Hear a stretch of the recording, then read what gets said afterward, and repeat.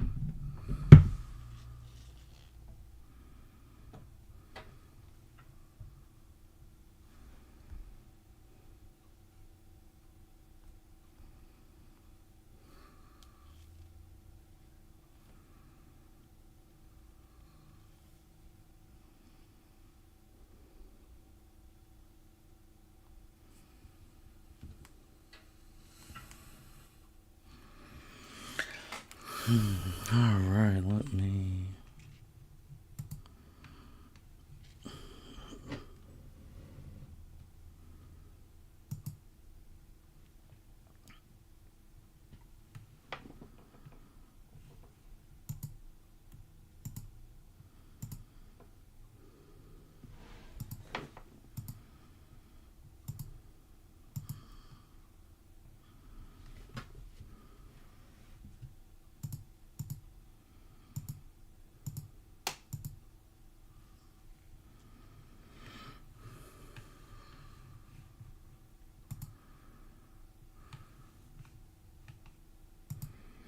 All right, hello, YouTube. What's going on? L7C here. We are live. Gonna be doing some anime. We already got Byron here, the captain. How you doing, man? I'm doing good. I'm doing good. Apologize if I'm more distracted. The NBA Cup is on and my team Thunder are in, so maybe you just a little tad bit distracted. And then we got one half of the Smith boys, JJ. How are you doing? I'm doing good. How are you guys doing? Doing good, man. Doing good. Man, here comes the legend himself, the DB expert, Mitch Oso. What's going on? Hold on, let me exit out. I'll be back. Hold on. I don't like it that it has Kayla's name on it. It always has Kayla's name on it when you come in. Watch this, bro. I got you. I think it honestly has to deal with something about Martin's invites. I don't know. What? Hold on. I'll be right So back. blame the moderator. Okay. Oh shit. That is hilarious.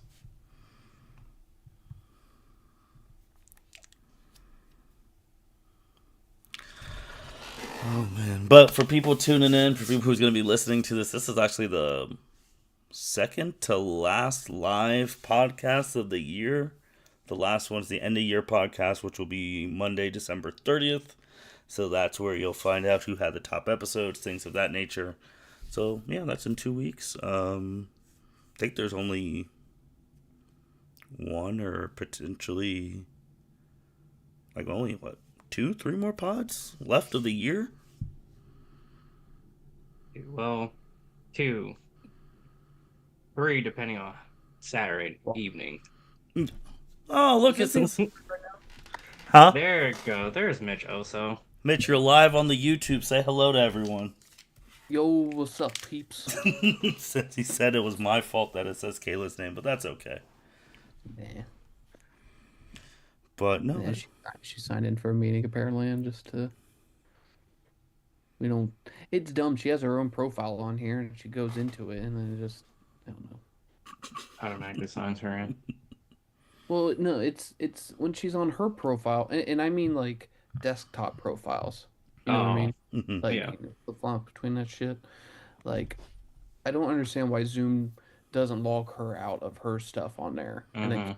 it's same dumb. That's fun. Hilarious. I don't get paid to be an idiot apparently, like some people Well, other Mitch, companies. while you were changing your name back, we were talking about how this is the second to last live podcast, and then we got the end of year one in a couple weeks, and that's where people find out how good they did. And just recapping, last year was the first time we had a face off between members, and it was you and Jacob, and you smoked Jacob. You did? I mean, yeah, of course. That's the thing is that I knew that. Apparently, he didn't know that. Maybe some of the viewers didn't know that. But the DBZ fandom, they knew. They knew. Hey man, at halftime in June, he was talking shit. He was like, "Oh yeah, we got him this time." Of course he would. Like 2 or 3 of the biggest WWE events occur like the first half of the year. Of course he gets a decent head start. But I mean, it's all how you finish. So, That's true. That's true. yeah. That's And true. I finish every time. Oh, All right, Mitch. I get mine all day. oh my gosh. Oh my gosh. Well, Mitch, I'm not gonna lie. I think everyone's morally highly anticipated to hear your stuff because you didn't get to do this last year. Oh, the people are gonna be so disappointed.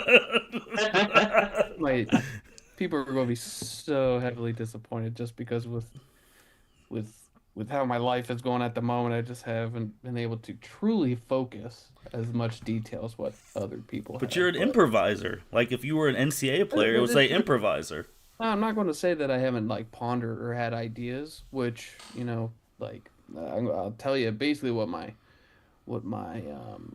logic was whenever I was drafting everyone. I'll need you to do me a big old favor, and everyone's going to find this funny. Can you pull up the names of the people I drafted? Because since I know 3 anime characters, all of some of these people. Yeah, I Don't got remember. you. Oh my gosh! Yeah, I was about to click the wrong thing. I was like, you guys don't need to see Capital University's spring semester schedule. I was about to share that. Unless you're an L7C listener who coincidentally is about to be in your class and they were trying to get the inside scoop. That'd be it. You know what? These young pups, you might be right. Dude, you gotta do what you gotta do. So I get you, Pete. All right, let's go through. Mitch is going through his things. I mean, Mitch, when you were talking about it, I mean, I liked your opening song, Mystic Event. I liked your ending song. I liked the people you brought back. And then, you were drafting some of the smart people. Yeah. So my inspiration for it actually came from some of the elements that came about in the Dragon Ball universe, and that was we always kind of view that you have to be an organic kind of person to be strong. There's no reason you would think that a robot could be of any strength or anyone who is a smart scientist. The instinct was when Frieza came along, when the androids were mentioned, Mm-hmm. people were like, "Really? We're talking about robots being stronger than Frieza, who can blow up planets. If people can build robots that could destroy planets, then it would be way more common than what it was." So that was kind of my logic, is that I Okay. wanted to gear towards the people of intelligence in the anime world that could potentially bring the solution to the problem in my universe. All right. So, So, so I guess what so, was your prep? Like, so the bad guys were taking the intelligence people. Like, what was the premise that you were gonna do? so, whenever I had picked like Omega Shenron Mm-hmm. as like one of my antagonists, um, I had I had thought of him because I had wanted to make some sort of connection between like the Dragon Balls, because I believe that was one of the items that I had picked. You got the Pokemon balls. Yeah, well, I definitely. Oh, you see, if two down, I had the Dragon Balls there as well. I wanted I wanted Omega Shenron to have some sort of, I don't want to say control over Zamasu, but like, since Zamasu's story was tied with the Super Dragon Balls a Mm-hmm. lot, and Omega Shenron is just the evil incarnation of wishes. Like, I saw some sort of connection there. Why I wanted like Omega Shenron to either control Zamasu, or like Zamasu be able to use what he's done with the Super Dragon Balls, but then have the Shadow Dragons as his like henchmen. So that's kind of where that started. And then I just started picking like Malo Myotismon. I needed some sort of evil demonic motherfucker. Um, but so that was the tie-in with that. But then whenever I started getting like smart people, um, as you can see, you got Seto, Professor Oak. The reason why I picked like Professor Oak also went coincided with obviously the Pokeballs, Mm-hmm. but then it also connected back to like one of the ways in which they were trying to fight Zamasu back Mm. in Super, whenever they were using the evil containment wave. Mm-hmm.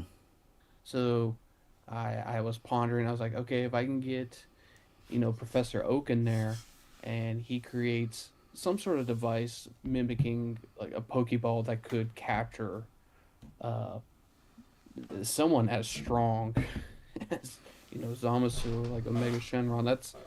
That's where I was trying to make some sort of connections there, and then um but I didn't know if that was going to be the way in which I was going to like gear the story towards, because then the other smart people, then I was thinking of, like, I picked a Raven, for example, Mm-hmm. like, and then I'm thinking, can I get some sort of like mech in which another character aside from Goku could contribute to fight these guys, Mm-hmm.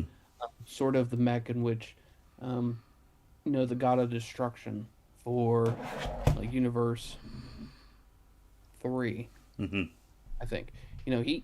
He's a God of Destruction, and he's running around in a mech suit, just fighting people. Just how it is. So, but I wanted Raven to be my pilot. It was either him or Brad.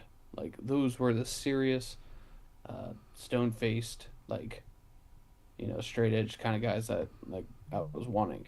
Um, and then the other individuals who were good with that kind of tech, Seto building freaking blue eyes jet dragons, flying them around and shit Oh. like that, or Doctor Briefs and all the stuff he's ever done.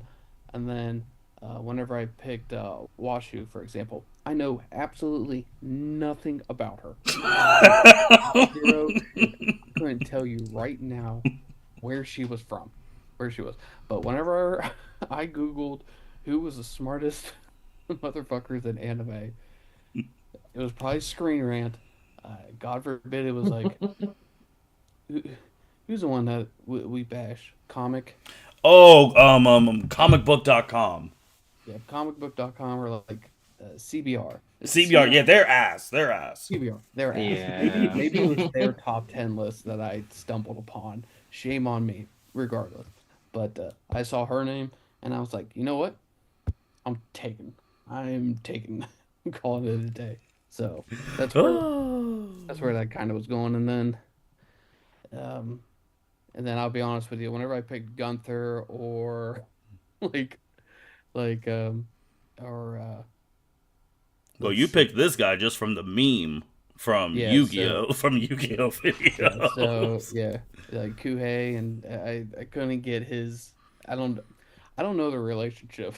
I don't know. I know they throw salt at demons and just just they Oh. troll a lot. But the one problem that I was running into with my universe was trying to coherently connect the the strength of the characters from the Dragon Ball universe down to something that's like, that of like Zoids, for example, or like Hmm. Pokemon. And um, aside from making wishes with the Dragon Balls, I that's really hard to try and, you know, um, normalize or scale the differences in powers back to each other. I could have copied what they were doing in Daima for all the Dragon Ball listeners out there or any Damn, Daima man's players. plugging his own shit. This is how you beat Jacob, and you got to plug yourself any chance you get. So, but yeah, that was kind of the gist. Again, I apologize for someone who wanted maybe the first three chapters, but No, I think we get the gist of your story. I mean, smart people help strong person deal with evil it's across the. not. Yeah, sometimes work smarter, not harder, or sometimes just brute strength of Goku is just it can't get you out of every Yeah. single. So And then like the Zoid people, I mean, they don't have to like. I mean, they can fight like Gunter and like fight mini evil hmm Zoids and all that. And they can be busy. The side characters can be doing that. And then Goku. Then you got Jiren down there yep. too, and they could be fighting the big boys. And then all the smart people. Because I will say you do got a lot of like smart people on your squad. Yeah, it was the main focus I tried to do. Like, was if if if you can get a 36 on your ACT, you were on my team, all right? God, a 30. Jesus, a 36. I think that's a max still. I don't think it's I changed. don't think it is. We're good. Don't Good. ask me what the SAT is. I'm too damn dumb. Well, good shit, Mitch. Good shit. That was actually a lot better than I thought your shit was gonna be. That's crazy. Me too. Me too. Byron, I appreciate you having high hopes, man. Say it again. I said I appreciate you having high hopes for me. You know, got high hopes for everyone. You're Oh good, man. man. You're good, All man. right, JJ, you ready? Yes, sir. Take it away. All right. So after the events of my season one, my season two obviously leads straight from there. After the events, Rengoku heads back to his village and clan, reflects on the deaths of his friends and family that happened in the battle before. Before entering the village, Esdeath stops him and lets him know that she will no longer be coming with him, and that she is going to go train, and he should do the same. Sukuna was the strongest of us all, yes, but he also kept us in line. Without him, there's no one to control any of the demons. As Rengoku hears this, he realizes that he barely survived the last major battle and only did so because his father and grandfather held off the major threat while he was just handling to get his revenge.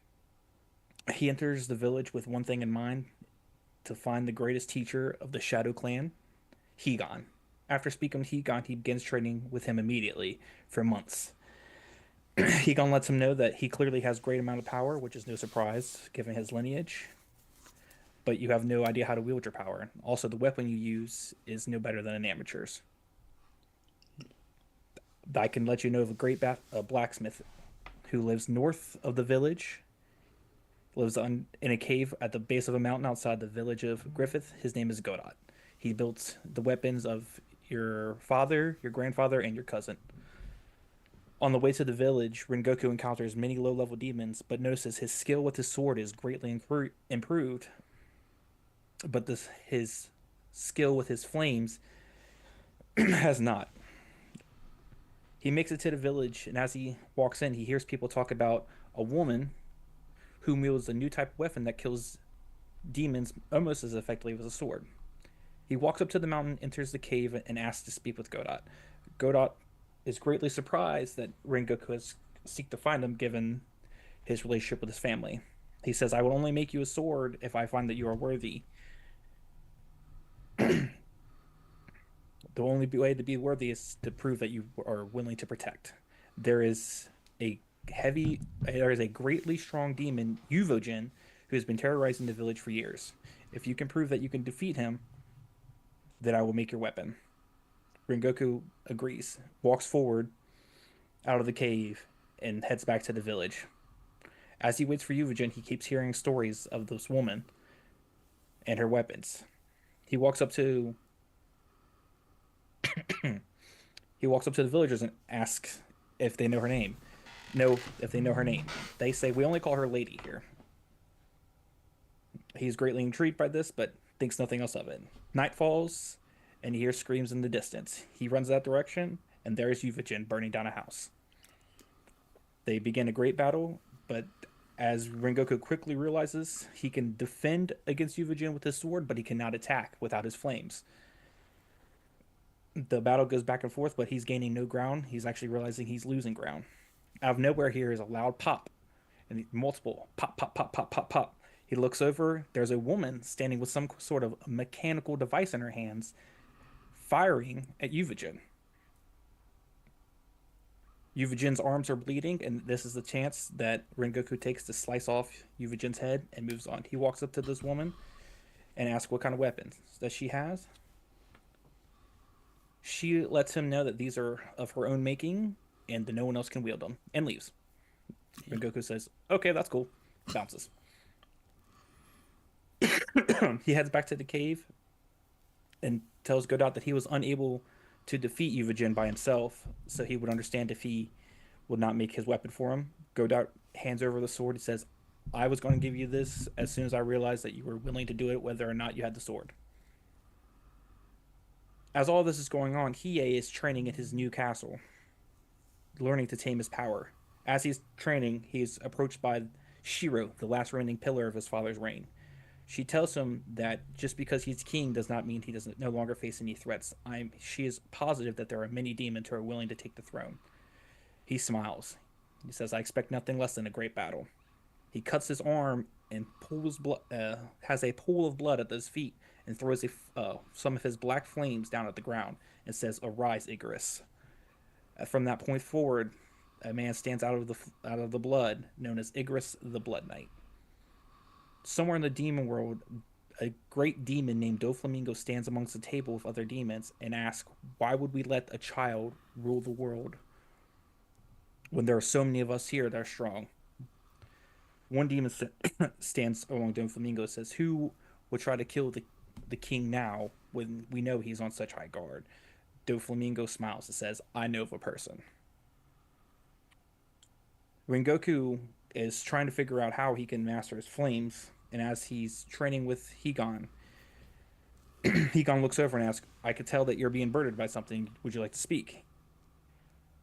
"My father, my grandfather, and my uncle had such great power with the flame. I can barely use any of it." Higan smiles. "I was wondering when you would ask about this. There is a man who taught all three of your relatives. His name is Mash, the great magic wielder. If you can find him, I'm sure he will train you as well."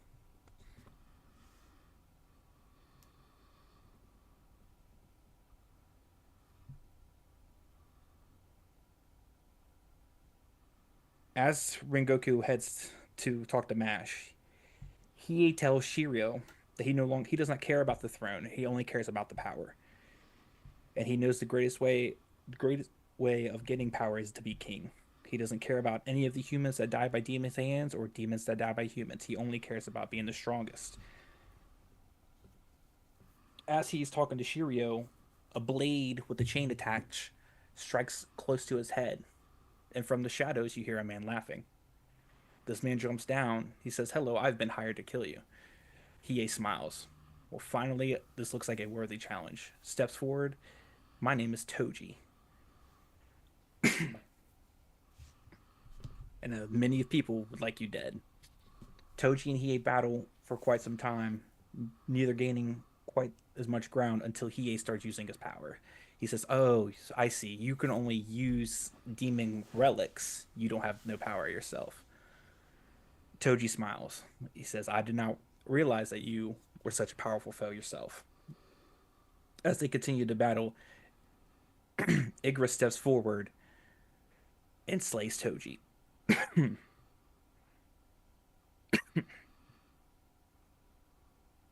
Rengoku meets with Mash, and he realizes Mash already has two students, Sanemi and Zap. Sanemi is trying to learn the power of wind, and Zap is trying to learn the power of his blood magic. The three of them spar for months, and they also talk about the demons they fought along the way.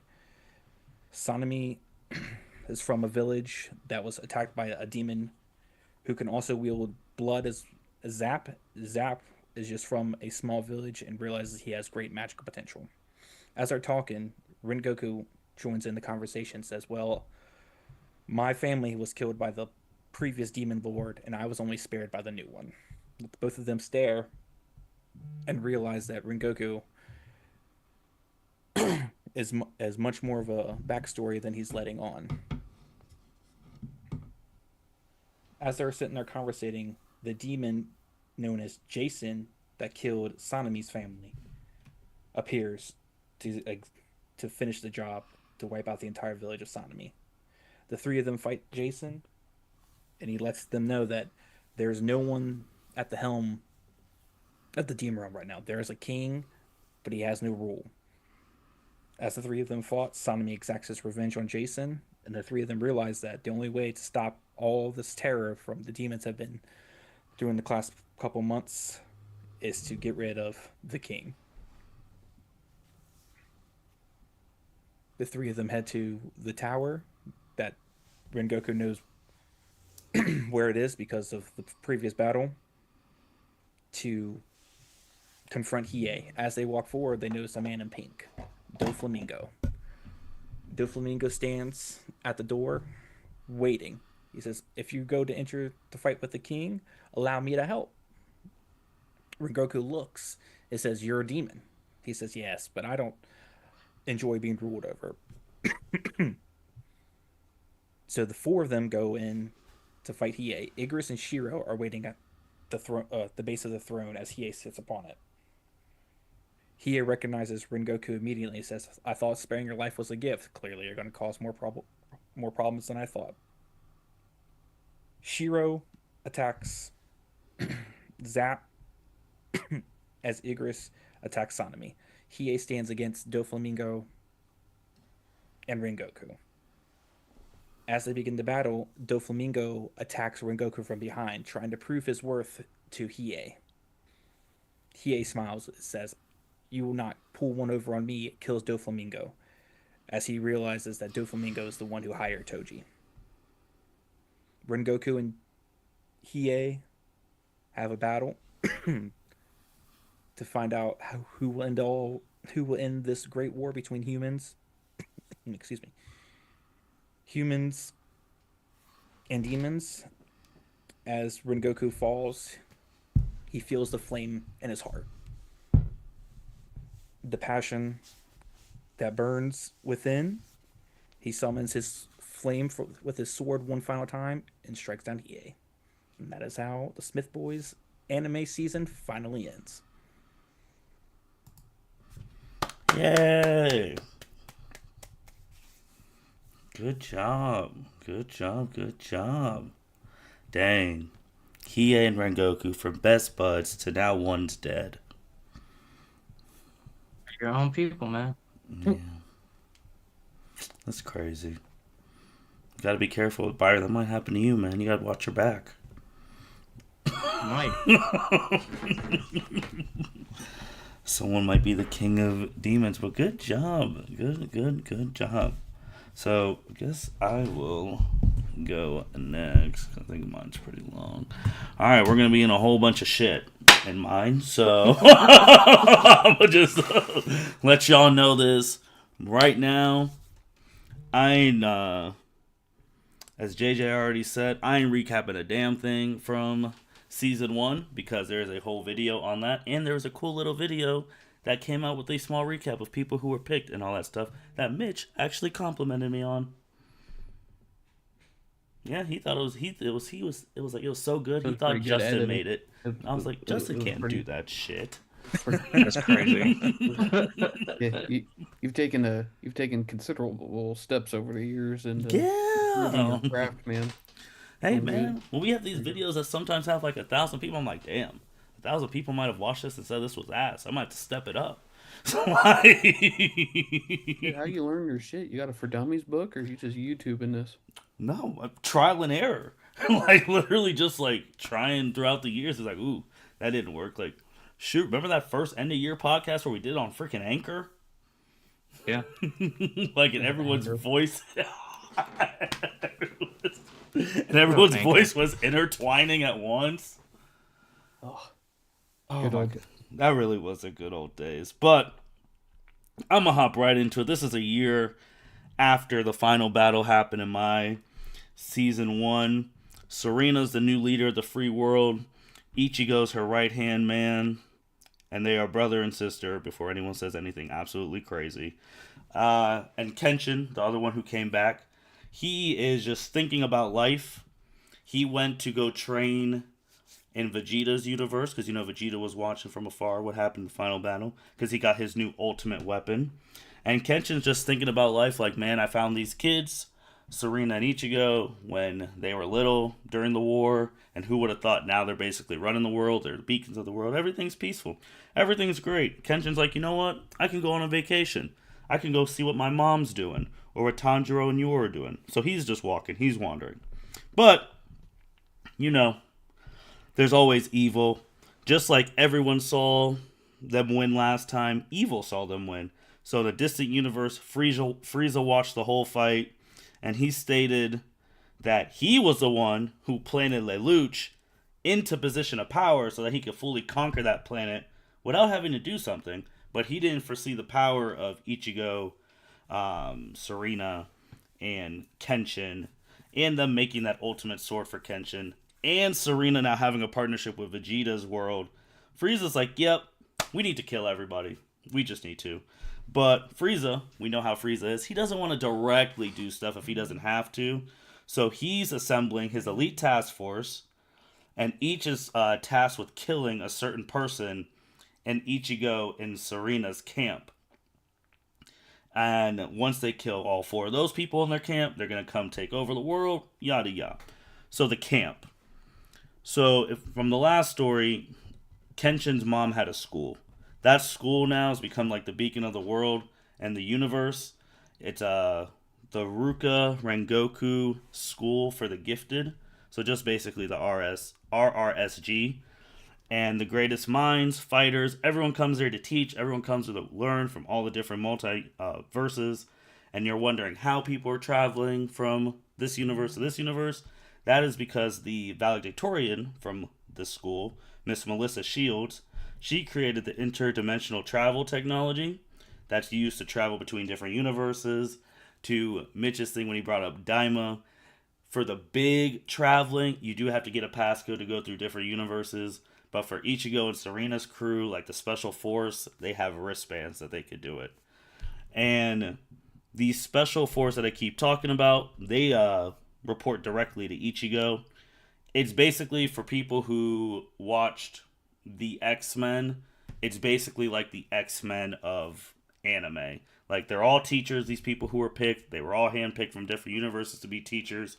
But their other job is to, like, keep everyone safe and all that stuff. So the 4 teachers, Hashirama Senju, we all know him. He teaches medicine and healing and plants. Jin Mori, he teaches martial arts. Yugi Moto teaches mystic arts and magic and defense against the dark arts. Shout out to Harry Potter. And Kira Yamato, the Gundam pilot, teaches space aviation and mechanics. So all of them work for Ichigo and Serena and the team. Now the new headmaster of the school, because Kenshin's mom is on vacation, well deserved, was recommended by Vegeta and was approved by Ruka and Serena. and he's in charge of the day-to-day operations of the school, and that person's name is Son Gohan. Vegeta recommended him because he's the smartest Saiyan, holding multiple PhDs, and he's one of the strongest Saiyans to ever exist.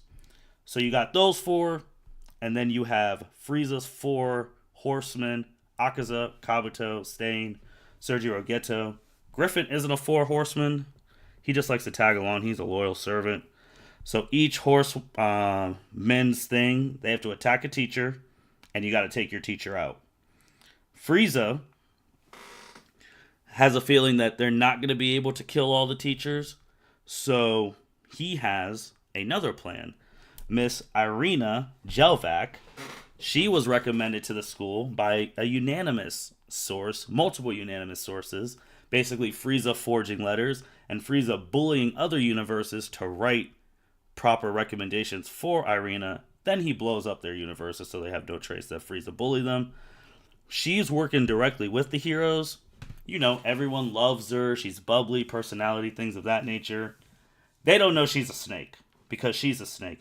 Her main goal is to steal the risk communicators from the heroes, bring them to Frieza, reprogram them, and send each of the heroes to a different dimension, which she does, and then get one of the spare ones to bring to Frieza so that he can reprogram his own, so that he can just pop into any universe he wants with his crew. Irina's successful. Gohan, Jin, and Hashirama's communicators go off. They all think something's happening. They click it. They get transported to different universes. Kira's in space, and he's like, something's going on around here. And he sees multiple portals opening up and sees Frieza's ships coming through. And without being warned, he gets shot. He tries to tell everyone they're under attack, but he can't get a hold of any of the four because Yugi, Jin, Gohan, and Hashirama are all separated. Yugi goes to a world where he's facing off against Geto. Akaza's facing off against Jin. Gohan is getting faced off against Griffin. And Senju Hashirama is getting faced off against Stain. And Frieza knows some of these matchups aren't in his favor, but again, he has the plan. So Kira is actually able to get a hold of Melissa, who was just casually in her office, and states that the others can't be communicated. She realizes that they've been set up. She tries to get her computer to fix the things, and then her computer gets shot by Irina, so now she can't communicate with Kira, and she realizes that they have been betrayed. So Kira's all alone in space, trying to prevent all this shit from happening, from them getting to Earth with his one Gundam. He's holding his own because he realizes this fleet is just a distraction. They're a weaker fleet. Melissa's asking Irina why she betrayed them, and Irina stated she was never on their side anyway. She was always a hired gun for Lord Frieza. And Irina does not see that Melissa tapped a button underneath her desk that sends an alert to Ichigo and Serena. They were just at a charity event. They don't know what the fuck's going on. They really don't. They're just, doing stuff for the kids, all that. They get the alert. Melissa has her office always recorded, so they were able to get sent the recording of what was going on, so they're now caught up to speed, and they're like, oh, this is bad. Melissa's being held captive. Irina's been playing us this whole time. We can't get in contact with Vegeta's universe, and Kira's all alone in space. What the hell do we do? The horsemen on the universes are fighting the teachers, and their time limit's reached. So, because Frieza doesn't want his top people dead. So then the transporters bring the villains back and then leave the heroes stranded. Because theirs don't work and the villains do. So now all your backups gone. The villains are now back with Frieza. Serena and Ichigo are trying to discuss if they should reach out to Kenshin, who, has been the hero of 2 wars. He's basically their parental big brother, all of that. But they don't want to bring Kenshin in to get the burden of saving the world again. And also they figure that Frieza's after Kenshin's ultimate blade, because if Frieza has the ultimate blade, there's really no one anywhere who could stop him. They both agree that they're going to go save Melissa and get their teachers back, but they don't know how. Before they finalize their plan, a huge explosion happens on the school grounds. Kira realizes that, oh my god, Frieza and them are heading to Earth, So he's trying to zoom from space down to Earth, but he's being stopped by the little jobber spaceships. And Ichigo goes to confront the boom, and Serena goes to save Melissa. The students all get evacuated, and all the town folk, they're in bunkers underground. Ichigo goes, and it's Frieza in his little Frieza pod. You already know what it is. Talking that shit. Griffith, the Four Horsemen, Frieza's strongest spaceships.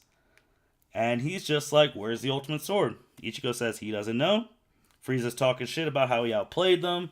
They have no way to help. They can't get help from Vegeta's universes because the transporters are down. Everything's down. The teachers are scattered. Ichigo goes to try and fight Frieza. Griffith, Akaza, and Geto and Stain jump him. And he's on the defensive, but Kabuto's staying back. Kira's still trying to come back. He's still in space getting shot up by these things. Serena finds Melissa and asks Irina to put the gun down. Irina jokes saying, I can't believe the leader of the free world's doing the grunt work with saving Melissa. Irina continues to berate Serena about having so much power and still being a gullible idiot that let Irina be so trusted, which would lead to Lord Frieza winning. Serena asks again, please put the gun down, let's talk about this. And then Irina gets super annoyed and points the gun at Serena and says, I know normal bullets wouldn't do much, but I have cosmic ones that will kill you if you get shot in the head. Lord Frieza wanted to see you grovel before killing you, but I'll save him the trouble. This was all actually a part of Serena's plan, as now Irina wasn't paying attention to Melissa, who was able to press the sword emoji on her phone, which is also a silent SOS to Kenshin, and hoping it be activated. Irina quickly realizes that, shoots Melissa. Serena blocks it, smacks Irina. Then Irina says she blows up Melissa's office, and all the spare tech there, destroyed. Melissa is saved by Serena, and a knocked out Irina saved by Serena. But Serena realizes the situation's dire. She's like, oof, this is all my fault. They didn't want me to be the leader of the free world. They wanted Kenshin to do it. And now look at that. I'm basically about to get us all killed. And Melissa smacks her, saying that it's not her fault. Her kindness is the reason so many people admire her. And Melissa states that Serena is her hero and she'll lead us through this. Melissa said not all hope is lost, that she's able to get one prototype out of the explosion, a different version of the device that could pull people with their communicators to Serena's location, as her cosmic energy will be a beacon. So basically, in that sense, for the people who watch X-Men 97, that is Serena's own version of To Me, My X-Men. This was the prototype they were making. If any time Serena was in trouble, she could call her elite squad, the Prevention Task Force, to come help her. Ichigo's trying to fight everybody. He really is. But he realizes that he can't go all out because Frieza hasn't jumped in, because Frieza's just relishing in his victory. And Kabuto has been sitting back. He has not fought a thing. Serena blasts one of Geto's monsters, so she enters the battlefield. Frieza's like, finally the queen shows her face as she's about to lose everything. Now it's time to get serious. And now all the ships point all their guns at the siblings. Frieza tells Kabuto to do it, and Kabuto does, for people who watch Naruto, Ito Tensei, aka Reanimation Jutsu, and brings back 10,000 Miramon Lelouch clones from the person we killed in Season 1. That was another part of Irina's plan. She was able to get blood from that battle, take it to Frieza. That's how Kabuto joined the elite group, reproduced it, and to make 10,000 of those clones. So you got 10,000 Miramon Lelouch clones, who was the main villain of Season 1, 5 of Frieza's elite task force, Frieza, and all of these ships with all of these foot soldiers. This is bad. Ichigo asked Serena if she got a hold of Kenshin. She said, I don't know if the signal went through. Ichigo's like, damn, this is actually really bad. She tells him after she kills them and takes the school, he's going to get the ultimate sword. Then he's going to go blow up Vegeta's world. Then he's going to go take over everything. Frieza tells one ship to open fire on Serena. And then you hear someone yell, Holy Barrier, Mirror Force. The blast gets redeflected to that ship. And Frieza's annoyed and shocked as 4 portals open behind Serena with Gohan, Yugi, Hashirama, and Jin reappearing. Then you hear a sonic boom burst through the skies, and you see 6 lasers shoot down more of Frieza's ships as Kira finally made it from space. Frieza's annoyed that they found a way back, but says no matter, it's a numbers game. Everyone attack. So you got Frieza's foot soldiers attacking, and everyone knows here, because everyone on this group message can beat some putties. They're basically putties. They're getting their asses whooped. Plus, the problem is every time Kira shoots a ship down from space, because Kira's not killing anyone, he's just destroying the ship, those foot soldiers join the fight. The Edo Tensei Merimums have been enhanced, so they're an issue. Yugi and the first Hokage say leave the clones to them. They'll stop it. Geto attacks Yugi, but his monsters, Dark Magician and Dark Magician Girl, fight back. The first Hokage is using his wood jutsu to subdue the enemies. The first goes in to kill Kabuto, but can't get near him as he's staying directly with Frieza in this energy barrier. Because with Edo Tensei, you know if you can't get to the user, the person who casted it, it stays on forever.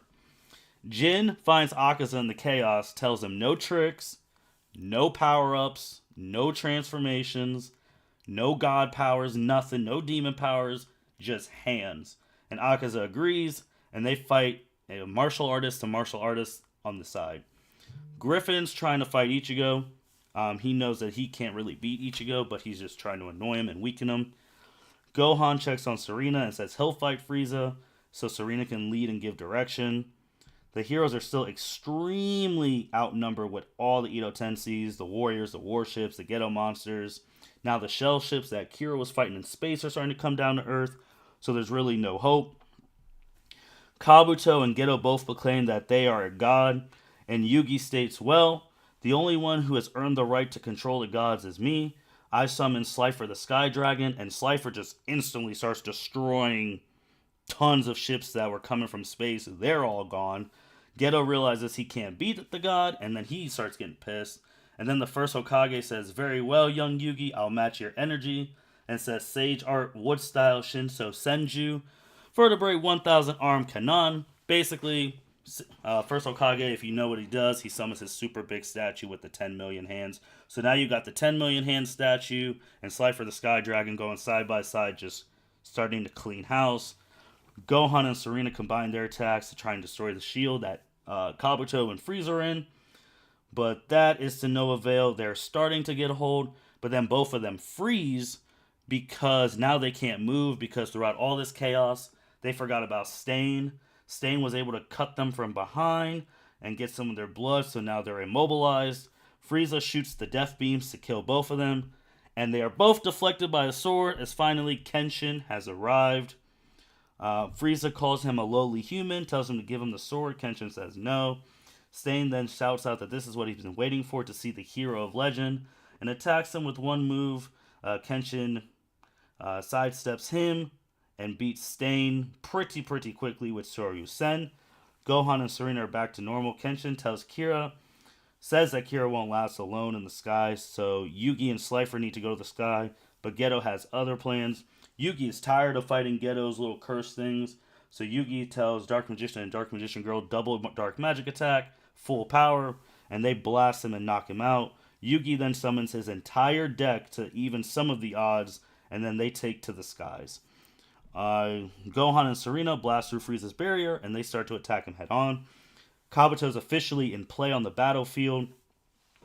You got Golden Frieza right now for his Ultimate Gohan and Sailor Moon. Kenshin tells Ichigo to fall back and help with all the clones. Kenshin jumps in, fights Griffin. Kenshin also makes quick work of Griffin. Ichigo yells out the loudest, gets to get a Tensho of his life to destroy most of the Edo clones. And before they come back, Wood clones come from the ground, hold Kabuto down, and the first Hokage rushes and subdues him, making the Edos go away. And then you hear a loud Thunder Force attack as Yu-Gi-Oh! Destroying the air fleets, and Kira activated his seed mode and destroyed another section of the fleet. Jin and Akaza are continuing to trade fists. Frieza's fighting Gohan and Sailor Moon, realizes he's lost the advantage, and then really realizes it when Ichigo, Kira, Yugi, and the first Hokage all send attacks his way. Frieza stops fighting, realizes the battle was lost. He stated that the battle was going to be won until Kenshin showed up, and gave everyone a morale boost. He said next time he's not even going to waste time. He's going to kill Kenshin first because that would have an opposite effect on their morale. Frieza says that he has a dimension tech now so he can go anywhere he wants.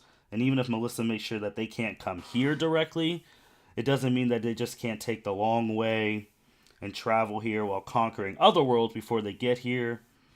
And he's sure that his warriors will want rematches, and his other warriors at home would want to fight as well. Frieza then states, I'll be back for this planet one day, and the sword, and your life, Kenshin. I will be back one day. The team rejoices, but knows they got lucky because Kenshin showed up when he did. Kenshin states that he didn't really do anything as they were the ones who found a way to hold him off. He just came in the nick of time. And then the school is still intact. And then with Melissa showing her bravery because she was the one who was able to contact Serena and Ichigo and press the SOS for Kenshin. She's the first student of this school who then graduated to join the Prevention Task Force as they look to the younger generation for next leaders and next warriors because they know Frieza will be back. And then once Melissa fixes all of their stuff, they get an SOS from another universe. Some may say this universe is one of Team Martin's friends. And that is it.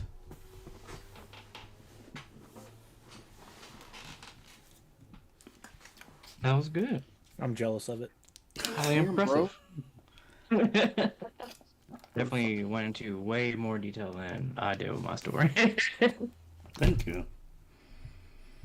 No, I had to come in. Yugi had to go crazy because that's one of my goats.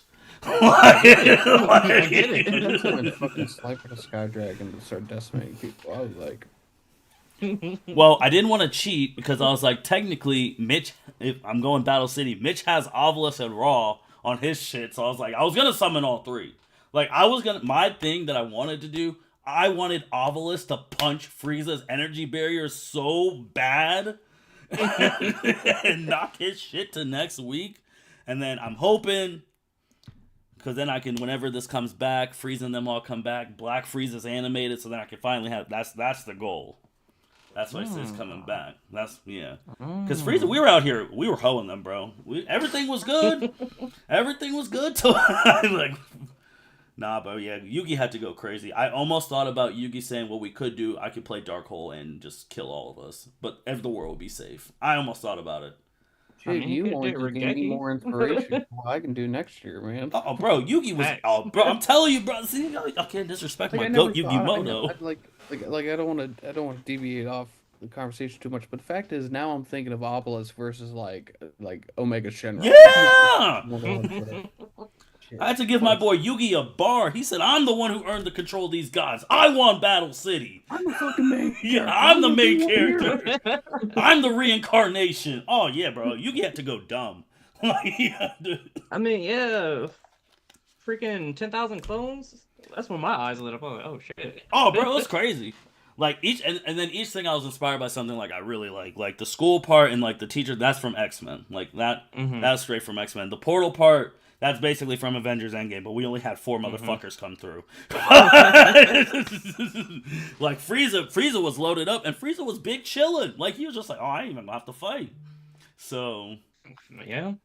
Man was chilling, watching his plan come to fruition. And then I was trying to make, like, with the different villains on, because it was like, all right, Jujutsu Kaisen, Cursed Energy, those are monsters versus, like, mystic monsters of, like, dual monsters. And, like, Jin, that's why I said it had to just be straight hands, because Jin is a lot stronger than Akaza. But just hand-to-hand, let's see. Goddamn right. Jin Mori, the GOAT. Yeah, that's why I had to dim it down to, like, just hand-to-hand. That's why Jin said, no bullshit, straight punches, kicks, let's go. And then, Where is Jin from? Got a high school. I still need to watch that. And then since Hiro Yui's gone, so I had to pick Kira because I had to have someone who like could teach space aviation. Like, he had to fly down. He came down, bursting through, breaking the sound barrier, blowing shit up. Oh yeah, bro. I'm telling you, man. We got my school. We're set. That's my squad. Can't wait for next time. But Oh yes, my boy Yuki had to go. Yuki had to go, man. Yuki and Melissa MVPs, Yeah. and the first Hokage had to summon this god statue. Could you imagine That's Slifer and him back to back? Oh my god. I almost That's went. power. I should have joked and said, "Man, yeah, Yugi summoned Roger, the executive producer, it's Slifer and Sky Dragon." But and then I left my shit open. I was like, "Hey, I got this tech. Maybe one of y'all universe is trying to call my X-Men to come help. Who knows?"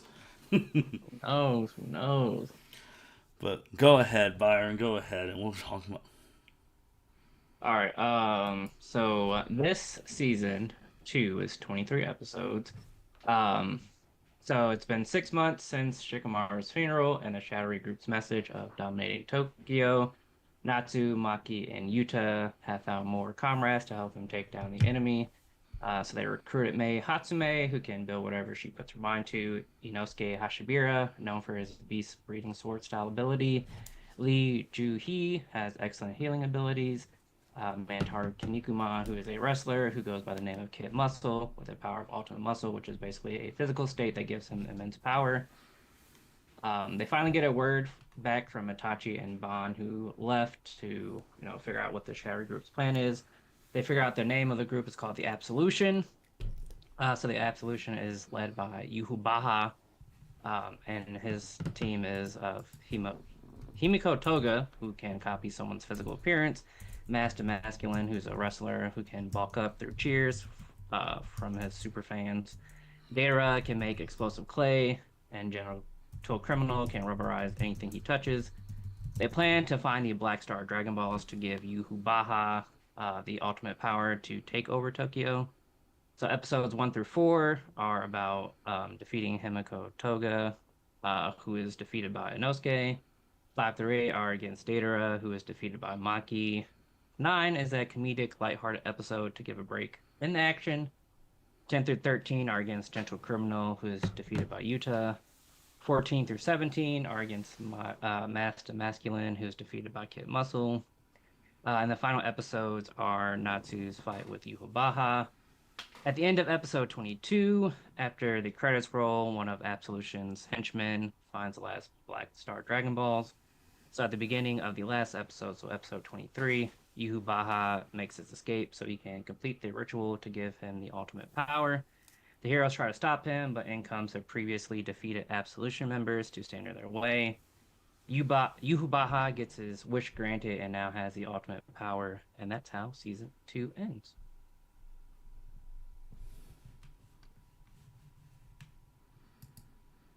Damn, your villain got stronger. Villain got stronger, man. So you about to call me? Shit. We had to call Ichigo. That would be- Hey, I left it open, bro. We got the X-Men of the shit. If you need help, cause y'all ain't strong enough over there. No, we are not. You gonna call Mitch? You gonna call Goku? I might have to call Nah, Goku. shit. What was that message? Shit, Byron, help. Pretty much. This is perfect. You two are just setting this up for slam dunk next I'm week. just saying, Byron, because your shit. Hey, man, you letting villains get big power. I let mine go away, but that's canon. Gogeta let Frieza go away, so I can too. Damn it. So I'm just saying, I bro. was thinking about, because after watching the current season of Bleach and saw Yubaha's power up, I was like, yeah, my homie's not strong enough. So I had to power him down. I was like, ooh, but then, like, what if he wins in season 2 and gets his ultimate power? Then, like, season 3 is about actually finding a way to defeat him. Well, I'm just leaving it open. If anyone need to call me, bro, because I'm the only one who got interdimensional transport devices. Just saying. Mitch, I actually thought about something cool with yours. I could see a shot of like Raven and his Zoid with the blue eyes next to him shooting charge particle cannons in the burst stream. Oh yeah. Oh yeah. Yeah. Your guys' shit. It's inspired me, man. I got ideas now because I was kind of, yeah. It was kind of bad. So, It was better than I thought it would be. I thought everybody would be like, Goku saves the day. The end. I mean, if I'm going to be true and faithful to Goku, I mean, that's how it has to end. But, all the substance in the middle could be good. And then you just sit at the end and you're like, what the fuck? Come on. I'm just It's saying. not canon unless Goku wins. Well, unless it's a tournament. That's true. It's true. Mitch can make it a tournament. He could be like, man, after we won, we all had a tournament. And Goku decided to lose to Master... I was gonna say, Decided to lose. to Professor Oak. Brock. Brock?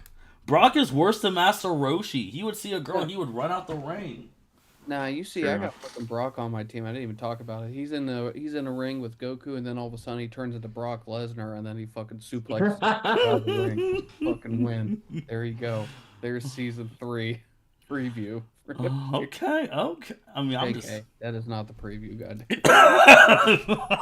Hey, man, if you want to make that the preview, you can make that the preview. Because it's bad because I know, like, I was talking to Byron about when he drafted you about the first time. I was like, bro, that's kind of strong.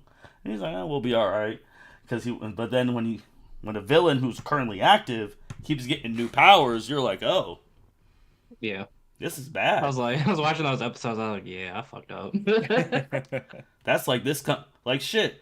Seto Kaiba right now is stronger than when Mitch drafted him because he just got new Blue Eye support.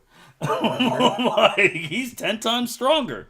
And he has, Mitch could summon Obelisk, Dragon Master Magias, like Blue Eye Shining Dragon, and just start running havoc. Yeah, I'm gonna have a task here of keeping some key players for next year's story. Oh yeah, I mean, Might have to draft the same people and just try one more time. Hey, we just keep continuing on the stories. We just keep going in. I mean, JJ killed his main character's best friend. Mhm. That's kind of fucked up. That's anime, baby. That's right. That's anime. The power of friendship keeps one stronger, whether they're alive or dead, man. Wait, Mitch, are they killing your people? Like, is Omega gonna die? Yeah, Omega will die. I'm trying to I was trying to think if I was gonna have Jiren get smoked, just go against everything in which I had hyped up in the DB Z podcast, just to send a message. Respectfully, I don't know if Jiren is fighting Omega Shenron, Zamasu, Emu, who you pissed everyone off, Malamyota Swan. Who? Yeah, Emu. You didn't even mention. You didn't even mention. He's about to get dropped to waivers. Like, Jiren's fighting all them people by himself too. I mean, Leon got my red blade liger, but I'm just saying, it's gonna be crazy, man. Again, shit's wild. JJ's man's gonna have a post-traumatic stress disorder. He killed his best friend. Mm-hmm. He gonna be like, damn, I don't want to do this no more. My enemy's got feelings. Might have to hang it up in season 3. They killing Omega Shenron and Mitch at the end of his shows playing Boogie back. He's over here killing his villains, and they're playing Boogie back.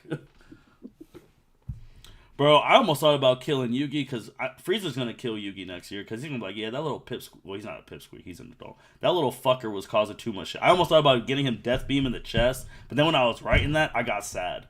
I was like, I can't do it. That's really my guy. I really was you can make that symbolic. That death beam goes right through the Millennium Puzzle. That's what I was thinking about doing, and then I got sadder.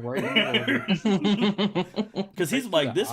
He's like, this little fucker came out, Mirror forced our shit, and then summoned a god and started blowing shit up. Yeah, he's got to go. These fucking humans. Frieza, Frieza's calling them some bad slurs over there at the village. He calling them Facts. These fucking humans. This one got this sword. This one got cards, and the humans were causing the problems. Is he going to call the Egyptians some sort of derogatory term I've never heard before, and I have to watch History Channel to learn it? He's probably gonna call them slave cats. Slave cats. The Egyptians were because they always had cat deities. I'm gonna call them fucking There slave. you go. Gosh. But nah, that was okay. That's funny. Because I was initially gonna have because Smithy Boys took Toji, because I was going to have him try and assassinate Ken. It was not going to go well for him, but... I mean, I'll trade you Toji at any point. Well, isn't he dead now? Oh, he's dead now, but I will. Oh, You took Jin, I took Toji. It's all good. yeah, it all worked out. Kabuto can reanimate him. Yeah, you see, you like what I did. Yeah, that's why I picked Kabuto. I'm like, see, and he's dangerous. They're gonna have to have a coming to Jesus. They're gonna have to kill him. That's gonna be Oh yeah. a Spider-Man moment when you're at the cross all of our universes together to get Toji. Yeah, hey, I mean, right now that might be my season 3. I might be calling everyone for help because Kabuto. I mean, they got blood, bro. I already have an idea. Frieza could be going to y'all universes, taking the blood of y'all dead villains, and we reanimate those little fuckers. We're gonna have to kill Kabuto. He's a little too dangerous. We're gonna have to kill him. But I got almost a team of no killers, literally. Besides Kenshin, but he retired from doing that. Hey, shit, he might have to come back and do it. Yugi was the most destructive one there, bro. There was so much, bro. Oh my god, I was thinking about so much shit. I was about to make Yugi the star. Frieza was about to do a death ball if he would have lost his cool. And Mitch, I was telling you, Yugi would have been like, "You fell for this shit, magic cylinder," and he was going to magic cylinder that death ball back. Oh my god. That would have been crazy. Oh wow. Oh, it would have been like, made you look. This is it. You lose. Shit, if Frieza had somebody who was in like on his team from the Yugi universe. And, oh no, he's recruiting. He's recruiting, bro. Frieza talent agency. That magic cylinder would go. That magic cylinder would go great against like a Final Flash. Like since you have Vegeta there. Oh no, Frieza recruiting, bro. He might have to get Anubis from Yu-Gi-Oh! The Pyramid of Light. Like we're recruiting. That'd be some Janempa shit. Just fucking. Hey, we might have to recruit him too. I might have to get Gloria, bro. Nah, he couldn't fit in this shit. Who? I was gonna say Gloria, but this ain't for him. Not yet. Not yet. You'd have to develop a whole bunch of story plot for that character since it hasn't been fleshed out yet. Brother, you're scared to fight a Super Saiyan. You're losing a Super Saiyan 1 Goku. Yeah, this ain't for you. This ain't for you. We got you. Gotta find a way to bring back Dabura. Dabura is so. JJ, how do you feel about Dabura being hyped up? I like the idea of Dabura more than I actually like Dabura. Fair enough. Yeah, I think Dabura could have been cool. Man, in the demon world, that man was Michael Jordan. Yeah. To the demon. Man revered. Got statues. I was like, are we talking about the same guy? Like, and Mitch got red on too, like he's a Dabura fanboy.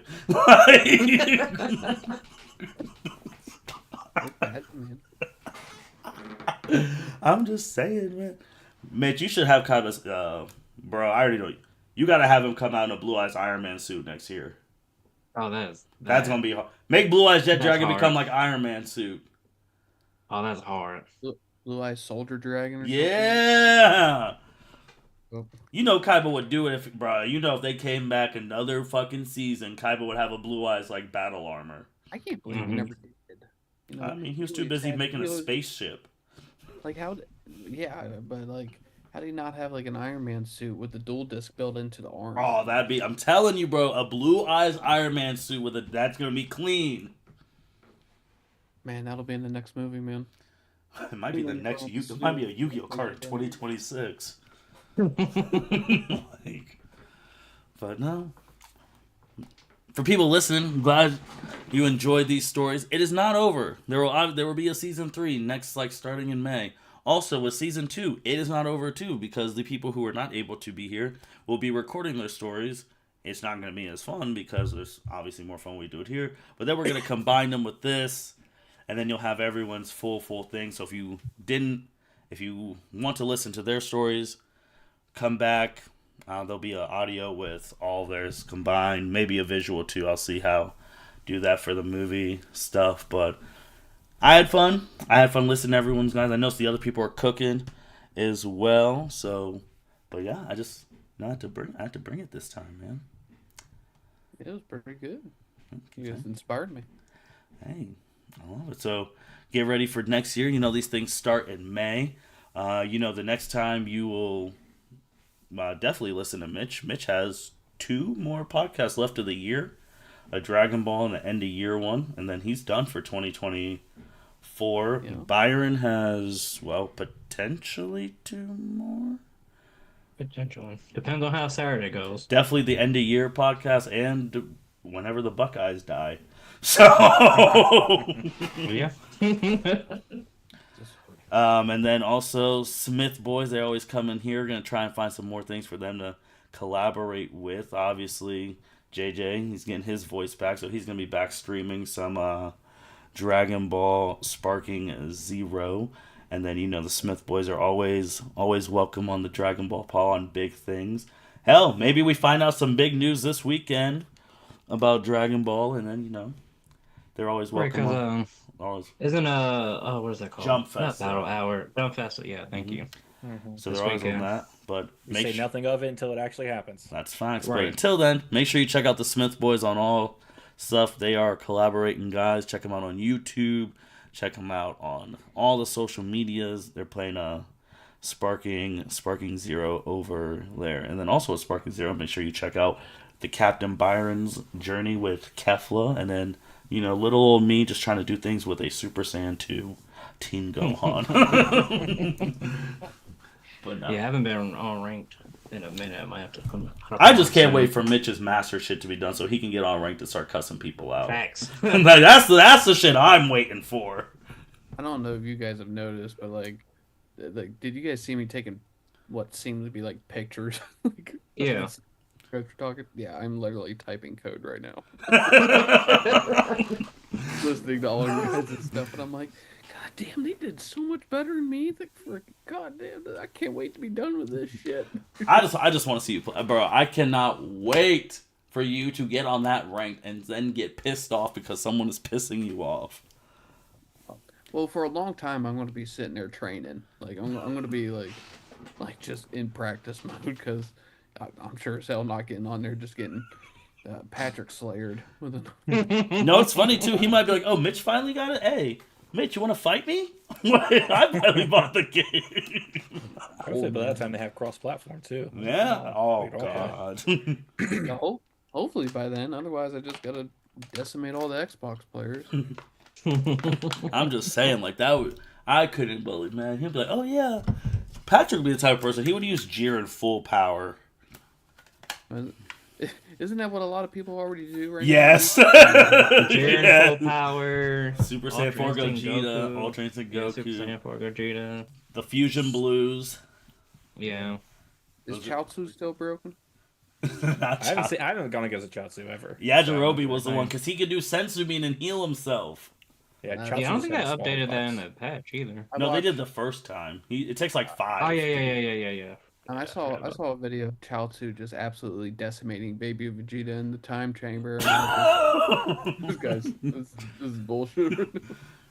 Bro, it was just wild, bro. I mean, Majin Vegeta's final explosion, that shit hits you. You will probably die, but if you miss, you're dead. Mhm. Yeah.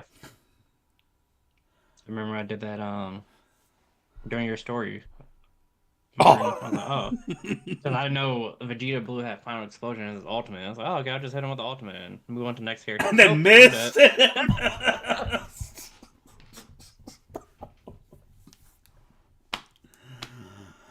Oh my Yeah, we'll have to gosh. get on there and play again soon.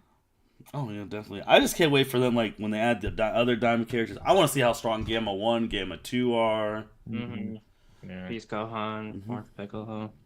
Dude, we talked about Sparking Zero, bro. I still got to go back to Xenoverse 2 and start Bro, going that's a out. whole new game for you. That's Xenoverse 3 for you. Because you're like 2 years behind the DLC. That's a whole new game. Shit, yeah, I didn't even beat Zamasu yet, man. Like, that's a whole new game. I remember that shit in the apartment when you were just like, oh, this is a whole new DLC. The Trunks, like, shit, they have Jiren over here getting powered by evil, taking on 3 gods of destruction and Ultra Instinct Goku. I'm like, that's a little bit of a. See, that's a little Xenoverse. That's the other story. They're inspiring because they can do whatever the fuck they want besides bring manga characters. Well, they're still pulling out the shit here too. I mean, it's just they don't stop. Even with Sparking Zero, just start adding Dragon Ball Hero characters. Bro, the shit I could do with Hearts. I make Hearts my main, bro. Yeah, for real. And yet here we are with Dragon Ball Fighters not getting anything. Oh, bro, there's beef. Oh, I'm telling you, there's beef. There's beef. Yeah, that game's cooked. How are you the only DB game that didn't get Daima? Yeah, and you got like nominated for like Game of the Year, like Fight Game of the Year, and some people put it on the list of best fighter game ever. Bro, there's beef. There is beef between somebody. Somebody's got someone's nudes. Let me It ain't right. Oh my gosh. That being said, everyone, thank you for watching. Is that how we're going to end the night? No, we can keep going. No, because someone has someone. We can end on speculation. Like, oh, does someone really have someone's content over there? I mean, hey. Mitch, are you gonna win all the L7C awards on the end of your podcast? No. You don't think you're gonna win? You don't think you're gonna be in anything? Byron better be in top 10. I'm gonna be pissed. I'm gonna let you guys know right now. Oh! Byron better be he better be top 3. I'm gonna be very top upset. 3. He got robbed last year. Oh, you work hot. You were hot, Byron. You were. I forgot who was top 1 last year. Was it Chelsea? Yeah, hold on, I can pull this shit up. She had the Spotify rap #1. Oh, right. And then Spotify post that was Andrea's one because she was talking about my hero's going crazy. It was. And then Mitch is just casually there. Oh, I'm in the top 3, whatever. I got 3 spots. Byron, why don't you hop on the Dragon Ball podcast and then just increase your chances? Said the same thing last year. Well, have you done it? I have not. We hot. We got a lot of shit coming down. Byron, give me 3 video game podcasts with you. We'll get you to top 10 no time. Hey, you know I can talk about video games. Yes, sir. That's hilarious because it's like Mitch does bring it up every year. He's like, "Hey, if you want to get some views, come over to my side. Yeah, build your brand. Introduce yourself to my people. See what this guy's got going on. Oh, he's way more entertaining than that joke called Mitch. Fucking what a... Well, Mitch, you came out. What was it? No, it was when Ohio State lost their second in a row. You came in on that one. Buckeye went angry. Oh, I was hot. Oh yeah, that was the last one you ever heard. Bro, I called for Ryan Day's job. Everyone does. You did. You called it well before, did. and it took me the third loss for me to cross over. It took me the 4th. Hey, we're all on the same. We're all on the same train now together. My seat's already warm. You guys, you're breaking into cushion. So. Oh shit! But we're all on this journey together. Yeah, it did take. It took the third one for me. I was just like, "Are you kidding me?" What the hell were the top? Oh, the top. Oh man, yeah, because it was top 3. It was the two out of 3 were My Hero. Then Chelsea had the Bama Rush one, which that was the Spotify Wrapped one. Mm-hmm. Yeah, it was really Mitch's top one from 2023 was a retelling within a retelling. Call it Dragon Ball Inception, Xenoverse 2. That's when they were talking. Xenoverse 2 and Fighters Boat reached 10 million sales. Dragon Ball Super manga chapter 93. What is that one? Bro, that is a long 93. Mm-hmm. Is that Cell Max or is that? No, they couldn't have been Beast Gohan. That was a little bit later. No, yeah, it was the starting of Cell. It was like Cell Max area. Yeah. I think. Yeah, I was gonna say. I feel like the last chapter that was shown was like 100 and like what 3 or 4, something like that. And then the other one that Mitch had, because this was the first time ever, and look how far it's come. What do fans really think of the L7C? We get to find out firsthand. We talk about Tenkaichi 4, Super Chapter 91 in review with the Smith Boys. Oh, yeah. That was the first one with the fans where That's JJ right. dropped the, hey, I got how many times you guys have been wrong on a whiteboard, and we were just like, oh. So that was wild. blown way out of proportion. I'm glad we did that gimmick. Martin, what chapter did you say that was? 93. So your 2 top 10s from last year were... I just bought it. Yeah, Just that bought was the one paying. I Yep. remember that one. 93 and 91 were your top 10 ones from last year. Chapter 93 was Operation Kidnap Pan, and it started off with Goku and the Broly fight. Which we okay. did not get in the movie. Yep. Well, a little bit, yeah. But now the big thing for Mitch is Mitch had one move up, like he's trying to creep. One of his is trying to creep to the most listened of all time. Okay, Mitch. I'm trying, man. I'm trying. But Byron, you were number 2 in the YouTube one because that's what we were all mad about Cody losing at WrestleMania. Oh yeah, Yeah. yeah. That was a good episode. Sometimes just gotta let your anger fly. Oh, yeah, no, Smith boys, they were in there, man. But they're I'll be here. excited to see where the Robert Downey Jr.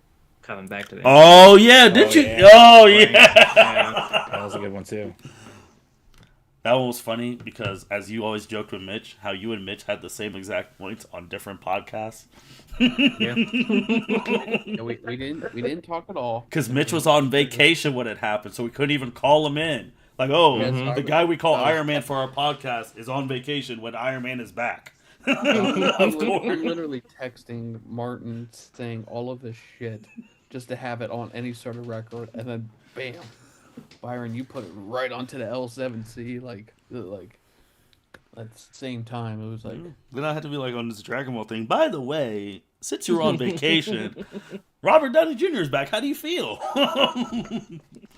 like this is not good or whatever it is I fucking said. I'm like, you gotta be fucking kidding me. We waste all our time on Kang just to see fucking Marker D. Yeah, and then months later, oh, the charges were dropped, and we're like, oh boy, oh boy. That's freaking wild. I will say, I think Twitter right now is full of, those fake leaked scripts of what, the Kang Dynasty was going to be. Yeah. Mm-hmm. I'll be honest with you.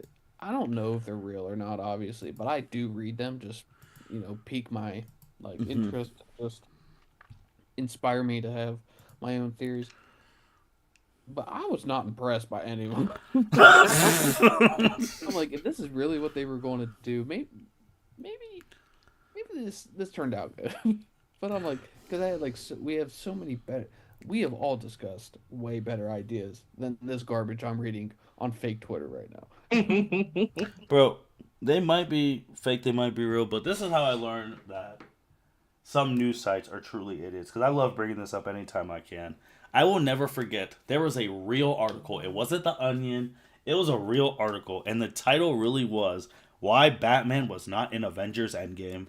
What? Yeah. There's a 10-second article. Yeah, bro. He doesn't belong to Marvel. And it was Christian Bale on his bat cycle. And I'm just like, is this a real article? Like, That's awesome.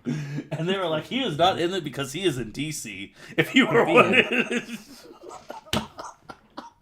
What is it? There has to be people funny. asking about it. That's crazy. He is in DC, and that is a different company than Marvel. And I was just like, oh my god. Like, it still pops up every now and then on my, years, review thing. I'm like, oh, Jesus. I'm waiting for a next, CBR article. 10 reasons why Agumon should be in One Piece. Bro, they would do something like that. Oh my god. Yeah. Because they do. Bro, I remember, Goten is actually Goku's reincarnation. Here's how. I was like, his son? His son is his reincarnation. First of all, when did Goku die? But he just died alive. No, but the point is, so you're saying that his reincarnation is his son. Do you know that he's his son? Right. Bro, there's been some crazy CBR really used to pull out some bullshit. Are they And out of business yet? I don't find them anymore. No. I stay away. I hope so. They were so bad.